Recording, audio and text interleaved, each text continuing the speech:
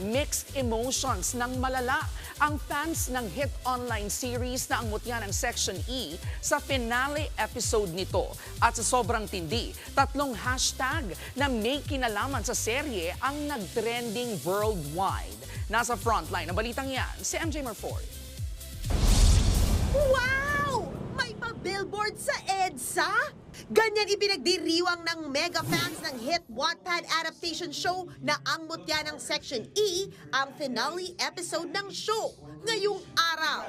Ang fans sa mga bida na sina Andres Mulak at Ashton Olviga na kung tawagin ay Ash Dress ang nag-edit at nagpa-play nito along the busiest road ng Pilipinas. Ang nakalagay pa nga, all for Ash Dress. Sa finale episode kagabi, umami na si Kiefer sa kanyang tunay na feelings for JJ. Paano na si Yuri? Ang mga ganap sa finale, isang matinding emotional roller coaster para sa fans.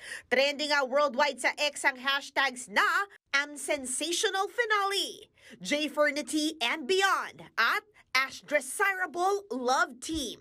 Sa kanyang social media, nagpasalamat naman si Ashton sa lahat ng mga nakatrabaho sa online serye at sa mga nagtiwala sa kanya na buhayin ang karakter ni JJ.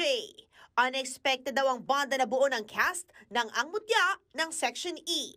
Sa ngayon, abala na nga sila para sa rehearsals ng kanilang Grand Fans Day sa May 1 at 2 sa New Frontier Theater. Kung may book 2, yan ang dapat abangan.